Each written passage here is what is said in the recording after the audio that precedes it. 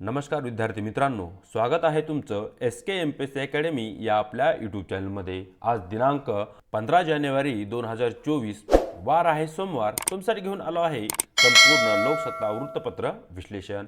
आज या ठिकाणी आपण महत्त्वाच्या बातम्यांमध्ये जागतिक आर्थिक परिषद ज्याला की आपण वर्ल्ड इकॉनॉमिक फोरम असे म्हणतो त्या संदर्भात न्यूज पाहणार आहोत। त्याचबरोबर पुढे आपण भारतीय हवामान विभाग, रेमडेसिवीर औषध, मालदीव, तीर्थक्षेत्र स्वच्छता, मोदी एमर्जिंग अ ग्रीन फ्युचर, मुंबई गोवा राष्ट्रीय महामार्ग यावर आधारित ज्या काही महत्त्वाच्या न्यूज स्पर्धा परीक्षा दृष्टिकोनातून आपल्यासाठी महत्त्वाच्या आहे त्यांना आपण या ठिकाणी MCQच्या माध्यमातून डिस्कस करणार आहोत।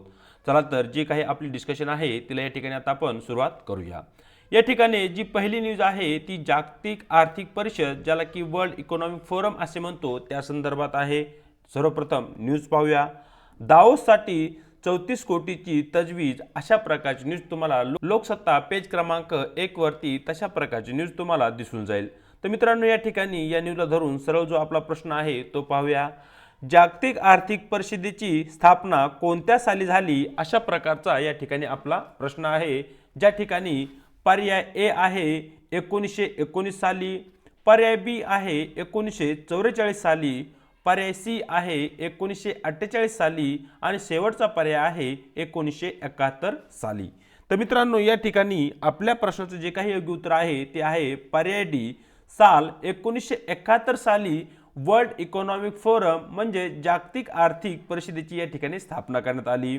1919 साली इंटरनॅशनल लेबर ऑर्गनायझेशन ज्याला की आपण जागतिक कामगार संस्था असे म्हणतो त्याची स्थापना करण्यात आली। 1944 साली IMF ची म्हणजे आंतरराष्ट्रीय मुद्रा निधी जी आहे ज्याला की आपण इंटरनॅशनल मॉनिटरी फंड IMF असे म्हणतो त्यांची स्थापना झाली आणि 1948 साली वर्ल्ड हेल्थ ऑर्गनायझेशनची या ठिकाणी स्थापना करण्यात आली होती। जागतिक आरोग्य संघटनेची स्थापना करण्यात आली होती। या ज्या संघटना आहेत त्या जागतिक स्तरावर महत्त्वाच्या आहेत, त्यामुळे या संघटना आणि त्यांची स्थापना वर्ष तुम्हाला माहिती असणं आवश्यक आहे। जागतिक कामगार संघटनाची स्थापना 1919, इंटरनॅशनल मॉनिटरी फंडची स्थापना 1944 आणि वर्ल्ड हेल्थ ऑर्गनायझेशनची स्थापना 1948 व आपल्या प्रश्नाचे योग्य उत्तर आहे जागतिक आर्थिक परिषदेची स्थापना 1971 साली झाली। हे जे पॉइंट आहेत ते तुम्हाला या ठिकाणी नोट डाऊन करून घ्यायचे आहेत। पाहूया आपली पुढची न्यूज जी की या ठिकाणी भारतीय हवामान विभागा संदर्भात आहे। सर्वप्रथम न्यूज पाहूया। भारतीय हवामान विभागाचा आज 150वा वर्धापन दिन अशा प्रकारची न्यूज तुम्हाला लोकसत्ता पेज क्रमांक 4 वरती दिसून जाईल। या ठिकाणी या न्यूजला धरून सरळ जो आपला प्रश्न आहे तो प्रश्न पाहूया।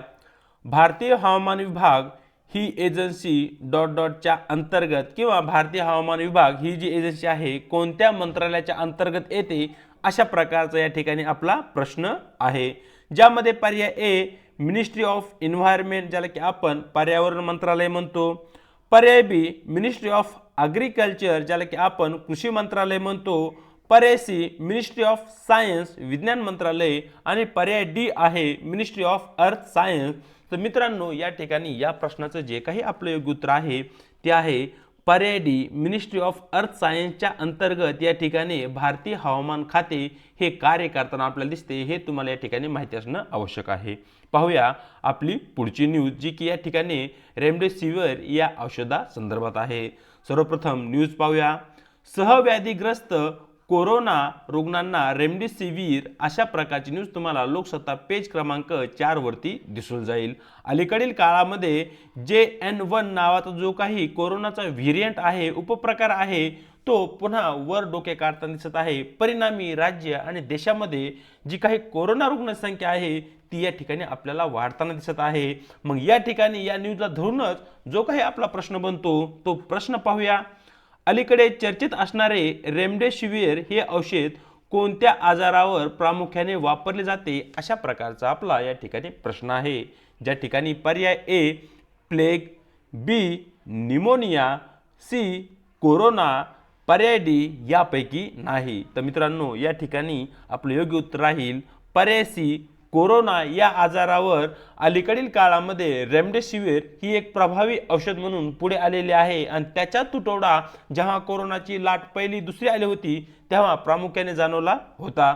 सध्या रेमडेसिवीर पुरेशा प्रमाणात अवेलेबल असल्यामुळे आपण रुग्णांना ते देऊ शकतो, परंतु त्याचे काही घातक परिणाम आहेत त्यामध्ये आपण जाणार नाहीयेत। फक्त आपल्याला माहिती असलं पाहिजे की रेमडेसिवीर हे जे औषध चर्चेमध्ये आले ते कोरोना या आजारामुळे आले। पाहूया आपली पुढची न्यूज। तर या ठिकाणची पुढची न्यूज आहे ती मालदीव संदर्भात आहे। सर्वप्रथम न्यूज पाहूया। भारताने 15 मार्च पर्यंत मालदीवमधून सैन्य हटवावे अशा प्रकारचे आदेश त्या ठिकाणी मालदीवच्या सरकारने दिलेले आपल्याला दिसतात। या ठिकाणी या न्यूजला धरून जो प्रश्न आहे तो प्रश्न पाहूया।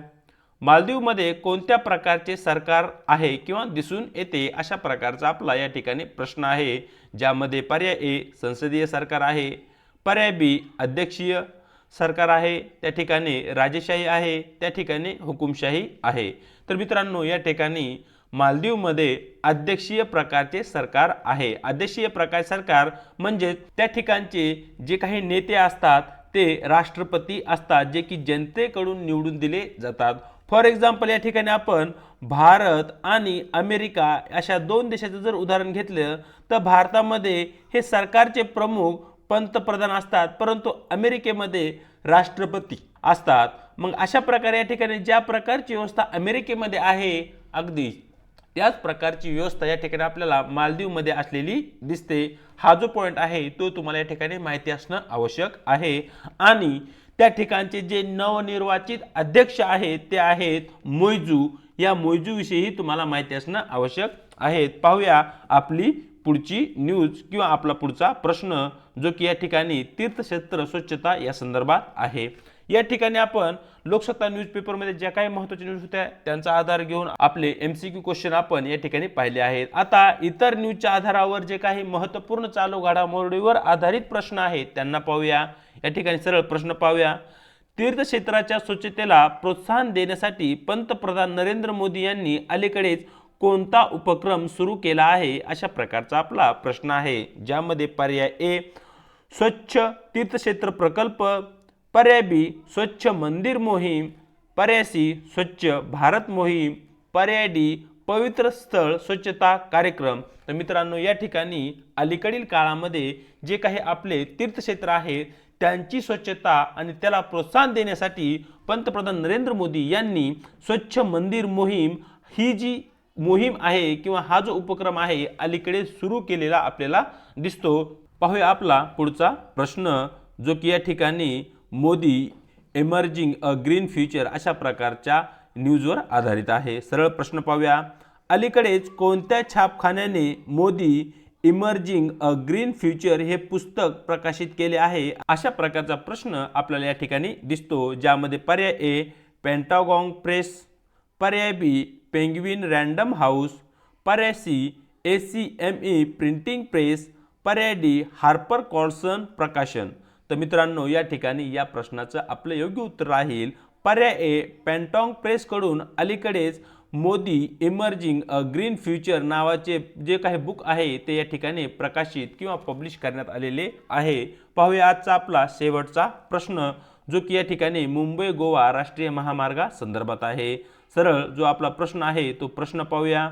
मुंबई गोवा राष्ट्रीय महामार्ग क्रमांक किती आहे अशा प्रकारचा आपला या ठिकाणी प्रश्न आहे, ज्या ठिकाणी पर्याय ए नॅशनल हायवे 66, पर्याय B national highway 65, C national highway 63, D national highway 61। तर मित्रांनो या ठिकाणी जो काही मुंबई ते गोवा यांच्या दरम्यान जाणारा जो काही राष्ट्रीय महामार्ग आहे नॅशनल हायवे आहे तो क्रमांक 66चा राष्ट्रीय महामार्ग आहे। हा जो महामार्ग आहे देशासाठी आणि एकूण महाराष्ट्र आणि गोवा या राज्यांच्या विकासासाठी खूपच महत्त्वाचा असल्या कारणाने स्पर्धा परीक्षा दृष्टिकोनातूनही हा महामार्ग आपल्यासाठी महत्त्वाचा आहे। त्याचप्रमाणे मुंबई पुणे राष्ट्रीय महामार्ग किंवा जो काही समृद्धी महामार्ग आहेत अशा प्रकारची जी काही महामार्ग आपल्या राज्यामध्ये आहेत किंवा आपल्या राज्याशी संबंधित आहेत त्यांच्यावर आपलं विशेष लक्ष असणं आवश्यक आहे।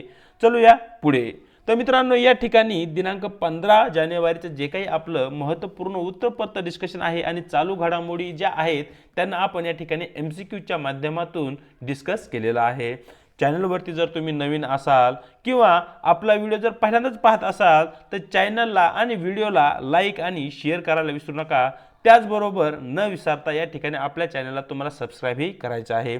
त्याचबरोबर आपल्या व्हिडिओच्या डिस्क्रिप्शन बॉक्समध्ये देण्यात आलेली आपल्या टेलिग्राम चॅनलची जी काही लिंक आहे त्या ठिकाणी आपले टेलिग्राम चॅनल ही तुम्हाला जॉईन करायचे आहे, ज्याच्या माध्यमातून आपल्या प्रत्येक व्हिडिओच्या लिंक्स आणि त्याचबरोबर स्पर्धा परीक्षे संदर्भात ज्या काही नवनवीन अपडेट असतील किंवा नोट्स असतील त्या ठिकाणी तुम्हाला भेटून जातील। आज इथेच थांबत आहोत, भेटूया एका नवीन व्हिडिओ सोबत।